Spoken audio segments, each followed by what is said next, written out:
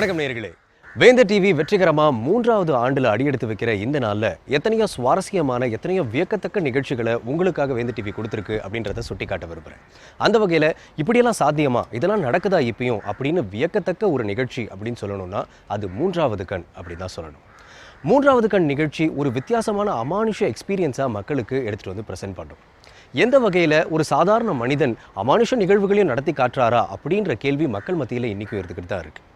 விஞ்ஞான உலகத்தில் இன்றைக்கும் நம்மளை சுற்றி பல அமானுஷங்கள் நடக்குது அப்படின்றத சுட்டி காட்டுது இந்த நிகழ்ச்சி.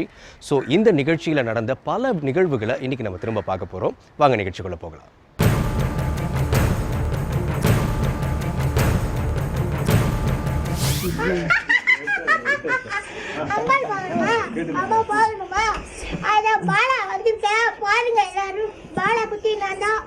அம்மாக்குள்ளதான் உட்காந்துட்டு இருக்கேன். சதாசிவன் தாத்தா கூட தான் இருப்பேன். என் பேரு பாலா. இங்க என்ன நடக்குது நேற்றுல இந்த அம்மாவை போட்டு சும்மா கேட்டுட்டே இருந்தல. இப்ப நான் வந்திருக்கேன். என் பேர் பாலா. நான் 10 வயசு. என்ன ஏதாவது கேள்வி கேளுங்கன்னு பாலா என்ன தொலைச்சி எடுத்தபடியே இருந்தாங்க. நான் தான் அன்னபூர்ணி அம்மா இப்படி குழந்தை மாதிரி பேசுறத பார்த்து விக்கித்து போய் எதுவுமே கேட்க முடியாம உட்கார்ந்துகிட்டு இருந்தேன். வாழை பெண் தெய்வம், பால திரிபுர சுந்தரி, இப்படி பலவிதமான பெயர்களால குறிப்பிடப்படும் ஒரு 10 வயசே ஆன சிறுமியத்தான் சித்தர்கள் வழிபடுவாங்கன்னு குறிப்புகள் சொல்லப்பட்டிருக்கு. அப்படி சித்தர்கள் வழிபடும் பெண் தெய்வமான சிறுமி பாலா தான் இப்போ அன்னபூர்ணி அம்மா உடம்புல நுழைஞ்சு பேசிக்கிட்டு இருக்காங்க. மதுரையில இருந்து 27 கிலோமீட்டர்ல இருக்கிற ஊர் தான் இந்த அரிட்டாப்பட்டி. இங்க இருக்கிற பழமையான இந்த குகை சிவன் கோவிலுக்கு வேற்று கிரக வாசிகள் வந்ததை தான் பார்த்ததா சொல்றாரு பாஸ்கர் சாமி. வேற்று கிரக வாசிகள் ஆன்டி கிராவிட்டி, அதாவது புவியீர்ப்பு விசைக்கு எதிராக செயல்படுற டெக்னிக்ஸை கண்டுபிடிச்சு வச்சிருக்காங்க. அதோட உதாரணங்கள் தான் பிரமிடுகளும், தஞ்சை பெரிய கோவில், திருப்பதி கோவில்ல பெரிய பெரிய தூண்கள்னு சில உதாரணங்களை சொல்லியிருந்தாரு. பலமுறை பாம்புகள் கடித்தும் விஷம் ஏறாத கிருஷ்ணன் அப்படிங்கிறவரு சேலத்துல இருக்கிற சேனை கவுண்டனூர் கிராமத்துல இருக்காரு. அவரை சந்திச்சு தான் இப்ப நான் பேசிக்கிட்டு இருக்கேன். கிருஷ்ணன் ஒரு கோதுமை நாக குட்டி ஒன்ன எடுத்துக்கிட்டு வந்தாரு. அதை பிடிக்கும்படி என்கிட்ட கொடுத்தாரு. பயத்துல ஹார்ட் பீட் வேகமா துடிச்சது. ரத்தம் சர்ருன்னு என்னோட மூளைக்கு ஏறிச்சு. இருந்தாலும் எனக்கு தெரிஞ்ச தெய்வங்களை எல்லாம் வேண்டிக்கிட்டு துணிச்சல வரவழைச்சுக்கிட்டு பாம்பை கையில வாங்கிக்கிட்டேன்.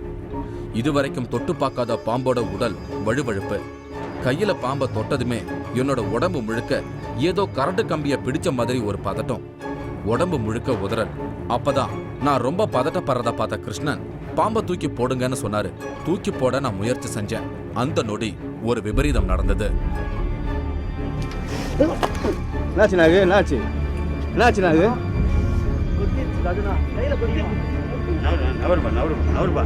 பாருங்க, கொஞ்சம் பாருங்க.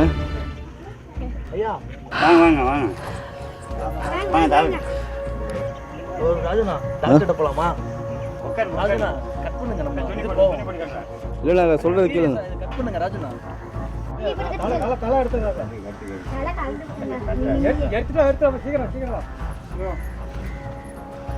பாம்பு உள்ள வச்சிருங்க ப்ளீஸ். பாம்பு உள்ள வைங்க. சீக்கிரம் எடுத்துடா. சரி, ரொம்ப ரத்தம் வருது. ஐயா அதெல்லாம் ஏட போகுது. நாங்கள் ஹாஸ்பிட்டல் போயிட்டோமா? எங்க கட்சி இது? பாருங்க கொஞ்சம் பாருங்க. அக்கா சரியா இருமல்ல, ஹாஸ்பிட்டல் போயிடலாம்.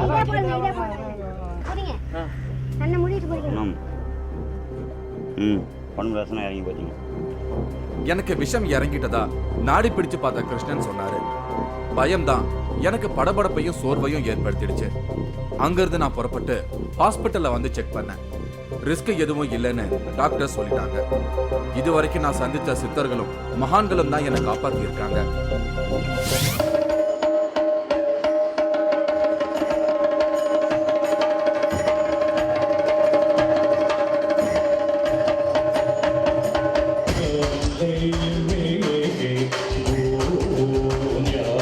பரஞ்சோதி பாபா மேலே ரொம்ப ஒரு தீவிரமான டிவோட்டி. நீங்கள் வெளிநாடுகள் போய் அங்கெல்லாம் வாசிக்கும் போது கூட எங்கள் பரஞ்சோதி பாபாவுக்கு வந்து கை ஆடிக்கிட்டு இருக்கும். ஐயா ஃபஸ்ட்டு என்னுடைய drum sticks signed signature series அமெரிக்காவில் லான்ச் பண்ணாங்க. ஜில்சியன் கம்பெனி அவங்க கொடுத்து அந்த ஃபஸ்ட்டு ஸ்டிக்கை ஐயா கிட்ட தான் ஃபஸ்ட்டு கொடுத்து ஆசீர்வாதம் வாங்கிட்டு அது எப்பவுமே அவர் எடுத்து இது பண்ணிருப்பார். அதில் அவங்களுடைய பிளெஸ்ஸிங் அது. நான் எந்த கச்சேரி நான் வாசித்தாலும் என்னுடைய குருநாதர் அவங்கள கூப்பிட்டு நீங்கள் வந்து வாசிங்க, என் உடம்புல வந்து பார்க்குறவங்க எல்லோரும் சந்தோஷமாக வீட்டுக்கு போகணும், அவங்களுக்கு என்ன கவலை இருந்தாலும் அதை வந்து இது பண்ணுங்கள், என் மியூசிக் மூலயமா நல்லது நடக்கட்டும் அவங்களுக்கு. நான் அதுதான் என்னுடைய வேண்டுதல். அதே போல் ஒவ்வொரு ஷோலையும் அந்த மாதிரி நடக்கும்.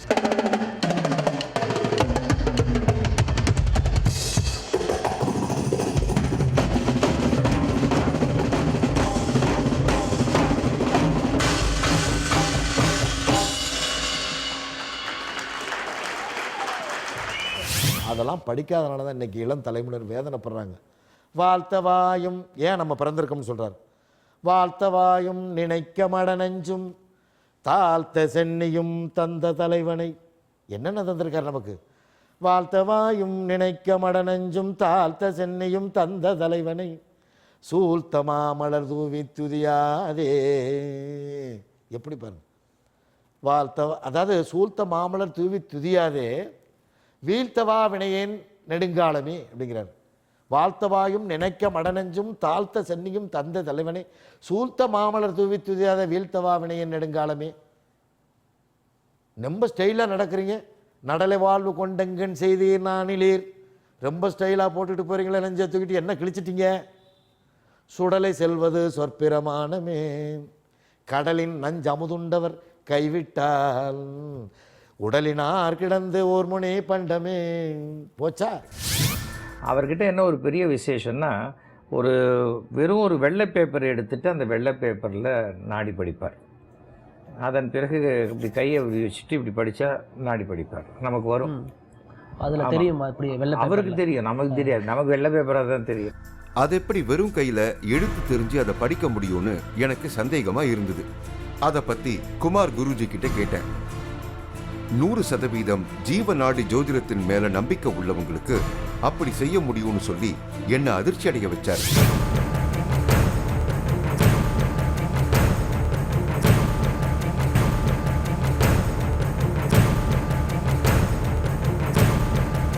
சித்தர்கள் அப்படின்னு சொன்னாலே நம்மளுக்கு ரகசியங்கள் தான் ஞாபகம் வரும். அது ஆன்ம ரகசியமா இல்லை ஆன்மீக ரகசியமா அப்படின்றது நம்மளுக்கு தெரியாது. இருந்தாலும் பல ஆராய்ச்சிகள் இன்னும் இதை பற்றி நடந்துக்கிட்டு தான் இருக்குது. அந்த வகையில் 3வது கண் டீம் எக்ஸ்க்ளூசிவாக சித்தர்களை பற்றியே நிறைய இடங்களில் தேடி சென்று கண்டுபிடிக்கணும் அப்படின்ற முயற்சியில் இறங்கினாங்க. அப்போ தான் சித்தர்களுடைய ஆன்மாக்கள் இன்னும் தேடி வர பக்தர்களுக்கு மக்களுக்கு குறைகளை தீர்த்து வச்சுக்கிட்டு இருக்கு அப்படின்ற உண்மையை வெளியே சொன்னாங்க. இதை பற்றி யோசிக்கும் போது நம்மக்கிட்ட மிஞ்சிறது ஒரே ஒரு விஷயம்தான், பிரமிப்பு. திருவண்ணாமலை அப்படின்னாலே மூக்குப்படி சித்தர் வந்து இப்போதைக்கு ரொம்ப ஃபேமஸான ஒரு சித்தர். ஏன்னா அவரை பார்க்கறதுக்காக நிறைய பேர் இங்கே காத்துக்கிட்டு இருக்காங்க. அவர் நம்ம இன்னைக்கு காலையிலேருந்து பார்க்கலாம் அப்படின்னு முயற்சி பண்ணிட்டு இருக்கிறப்போ அவரை பார்க்கவே முடியல. ஸோ இப்போ வந்து ஒரு ஆட்டோவில் கிளம்பி அந்த ஆட்டோவில் போயிட்டு இருக்காரு. எங்கே போகிறாரு அப்படிங்கிறதெல்லாம் தெரியல. அவரை ஃபாலோ பண்ணி போயிட்டு இருக்கோம். அவரை கண்டிப்பாக பார்த்துடணும் அப்படிங்கிற ஒரு எண்ணத்தோட தான் நாங்கள் அவரை ஃபாலோ பண்ணி போயிட்டு இருக்கோம். கிரிவல பாதையில இருக்கிற ஒரு ஆஞ்சநேயர் கோயில்ல அவர் வந்த ஆட்டோ நின்னுச்சு. கோயிலுக்குள்ள வந்தாரு மூக்குப்படி சித்தர். அவரை பார்த்த உடனே சிலர் கையெடுத்து கும்பிட ஆரம்பிச்சாங்க. இவர் யாரையும் எப்போதும் கண்டுக்கிறது இல்ல. வந்தவரு கோயில்ல டக்குன்னு படுக்க ஆரம்பிச்சிட்டாரு. மக்கள் அவரை சுத்தி உட்கார ஆரம்பிச்சாங்க. பக்கத்துல அவர் எடுத்துட்டு வந்த கம்ப ஒரு பாதுகாப்பு கவசம் மாதிரி வச்சிருந்தாரு. இப்படி கம்போட சுத்தி வர்றதுக்கும் ஒரு காரணம் சொல்றாங்க. சித்தர்களோட செயல்பாடுகள் தான் அவங்களுக்கு பெயரா வந்து அமையும். மூக்குப்படி சித்தருக்கும் அப்படித்தான். மூக்குப்பொடிய சித்தர் உபயோகிக்கிறத பார்க்கவே பயமா இருக்கு.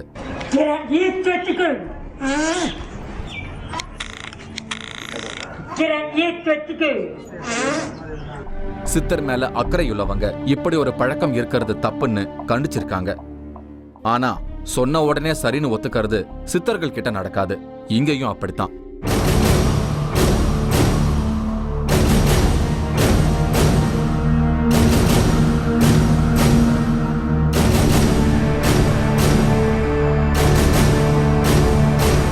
திருவண்ணாமலையில் இருக்கிற ஒரு ஹோட்டலில் மூக்குப்படி சித்தர் உட்கார்ந்துருக்காரு. அவரோட தலைக்கு பின்னாடி அண்ணாமலையோட உருவம் மாட்டியிருக்கு. அந்த நேரத்தில் அவர் ஏதோ பேசிக்கிட்டு மூக்குப்படியை போட்டுக்கிட்டு வித்தியாசமாக ஏதோ மந்திரங்கள் சொல்லிக்கிட்டு இருக்காரு. அந்த சமயத்தில் அவரோட உருவம் அக்னி ரூபமாக மாறுது. இந்த காட்சியை நீங்கள் இப்போ பாருங்கள்.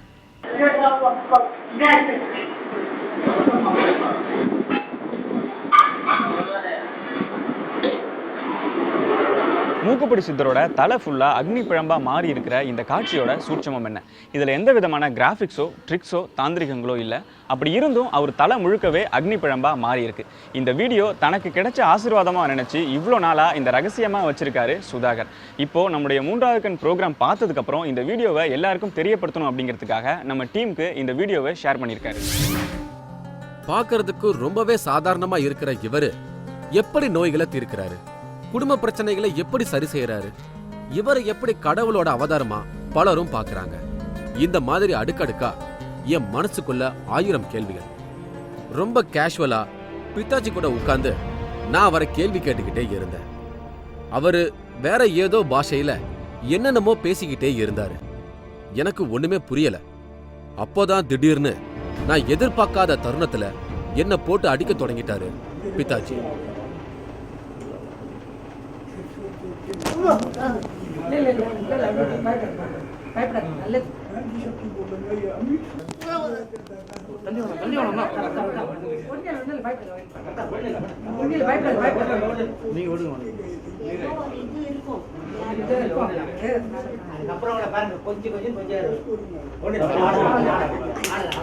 வர்ற யாத்திரைகள் இவருக்கு வந்து பழம், பிஸ்கட்டு, பீடி, தீப்பிடி, முக்கிய பீடி தான் சாப்பிடுவார். ஆமாம், சாக்கடை தண்ணி தான் கை காலெலாம் கழுவுறது. சாக்கடை தண்ணி தான் முன்ன சாப்பிட்டாரு. இப்போ அதெல்லாம் விரும்பிக்கிறது கிடையாது. ஆமாம், குடிக்கிறதெல்லாம் சாக்கடையில் தான். அதனால தான் இவருக்கு பெயர் சாக்கடை சித்தர்னு பேர். நிறைய சினிமா பிரபலங்கள் கூட சாக்கடை சித்தரை தரிசனம் செய்ய வந்துட்டு போறாங்கன்னு செல்வராஜ் என்கிட்ட சொன்னதை கேட்டு எனக்கு ஆச்சரியமா இருந்தது. கடந்த 27 வருஷமா சாக்கடை சித்தர் இங்க தான் வாழ்ந்துட்டு இருக்காரு. இவர் குளிக்கிறது, குடிக்கிறது எல்லாமே சாக்கடை தண்ணி தான். ஆனா இன்னைக்கு வரைக்கும் ஆரோக்கியமா இருக்காரு அப்படின்னு இவரை பத்தி ஆச்சரியமா சொன்னாங்க. இவர் யார்கிட்டையும் பேசுறதில்ல. யாரையாவது இவர் கண் திறந்து பார்த்தாலே போதுமா அவங்களோட பிரச்சனைகள் தீர்ந்து போயிடும். அதனால நிறைய பேர் இங்க வந்து இவர் பார்வையில படுற மாதிரி நின்னுகிட்டே இருக்காங்க. அதே மாதிரி இவர் சில சமயம் அடிப்பாராம். அப்படி இவர்கிட்ட அடி வாங்கினாலும் ரொம்ப நல்லது அப்படிங்கிறதுக்காகவே தூங்கிக்கிட்டு இருக்கிறவரை எழுப்பி இவரை டென்ஷன் ஆக்கியாவது அடி வாங்கிக்கிட்டு போகணும்னு முயற்சி செய்வாங்களாம். நான் முதல்ல சந்திச்ச சாக்கடை சித்தரை போல சிலரை மட்டும் வழிபாட்டுக்குரியவர்களா பக்தர்கள் அடையாளம் கண்டுபிடிச்சு வச்சிருக்காங்க. ஆனா சப்பானி சித்தர், சுப்பிரமணிய சித்தர், அழுக்கு சித்தர்னு இப்படி இன்னும் நிறைய பேரை சொல்றாங்க. எழுத்து சித்தர் பாலகுமாரனுக்குள்ள யோகிராம் சுரத்குமார் நிகழ்த்தி காட்டிய கடவுள் தரிசனத்தோட நேரடி வீடியோவை நான் பார்க்க வந்திருக்கேன். குரு சிஷியன் அப்படிங்கிற உணர்வை மீறி எனக்குள்ள குரு, குருவுக்குள்ள நான் அப்படிங்கிற உன்னதமான நேரம்னு அந்த நிகழ்வை பத்தி சிலிர்ப்போட விவரிக்கிறாரு பாலகுமாரன். யோகியார் இவருக்கு சிகரெட் பத்த வைக்கிறதும் இவரு யோகியாருக்கு சிகரெட்டை பத்த வைக்கிறதும் அந்த உன்னதமான உணர்வாலதான்னு சொல்றாரு. சிகரெட் பிடிக்கிறத ஒரு சாதாரண பழக்கம்னு நினைக்கிறவங்களால இதை உணர முடியாதுன்னு பாலகுமாரன் சொல்றாரு. நான் அவருக்கு சிகரெட் பற்ற வச்சுக்கிறதும் நானே சிகரெட் பற்ற வச்சுக்கிறேன் ஒன்று. நானும் அதுவும் ஒன்று தானே. அவருக்கு நான் சிகரெட் பற்ற வச்சுக்கிறது அவருக்கு பற்ற வைக்கல, எனக்கு நானே பற்ற வைத்து கொண்டது போல. அவர் எனக்கு சிகரெட் பற்ற வைத்தது அவர் எனக்கு பற்ற வைக்கல, அவருக்கே அவர் சிகரெட் பற்ற வைத்து கொண்டது போல. இது ரெண்டும் ஒன்று தான். நானும் நாகராஜும் ஒன்று தான்ற போது நானும் யோகிராம் சத்குமாரும் எப்படி வேறாக முடியும்? இரண்டும் ஒன்றே. இந்த குண்டலினி சக்தி வெளிப்பட்டதால தனக்குள்ள இருக்கிற எல்லாமும் தனக்கு தெரிய வருவதா சொல்றாரு. தனக்கு அடுத்த பிறவி இருப்பதும் தனக்கு இப்போதே தெரிய வருவதா சொல்றாரு எழுத்து சித்தர் பாலகுமாரன். இதுதான் அமானுஷ்யம். இது மனுஷத்தன்மை இல்ல, மனிதனுக்கு மீறிய விஷயம். அதானே அமானுஷ்யம்.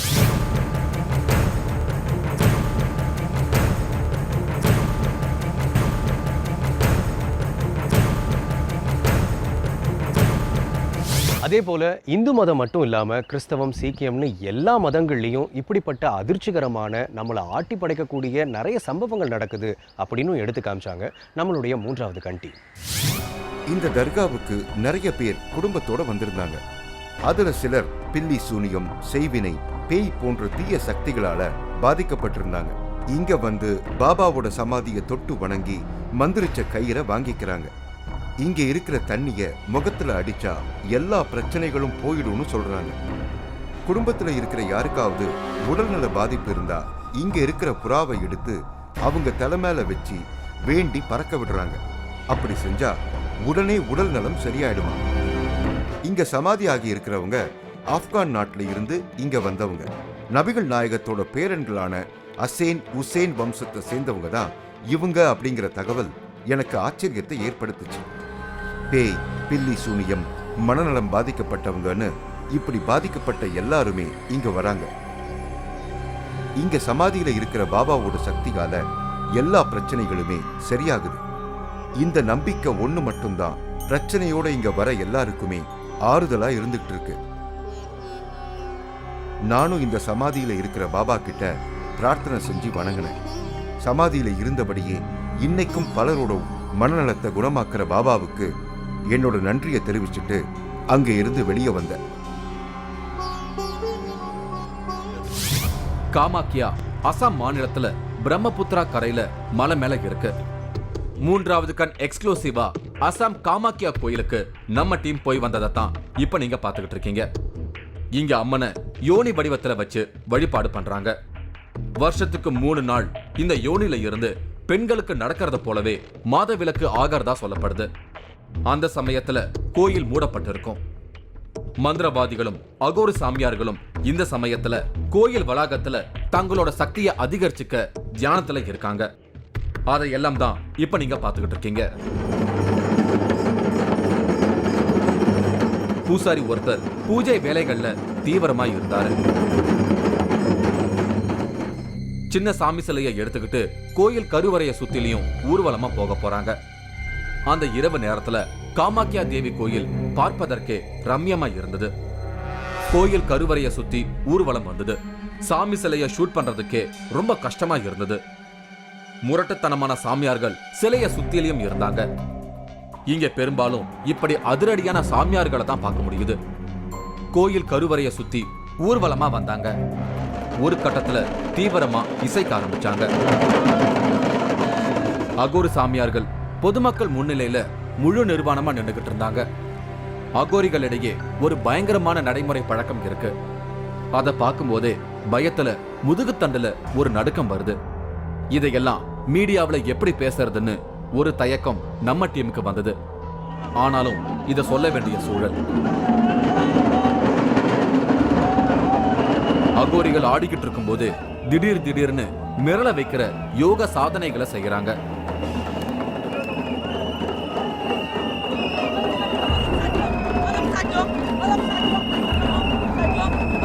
உடம்புல துணி இல்லாம நடனம் ஆடிக்கிட்டு இருக்காங்க அகோரி சாமியார்கள்.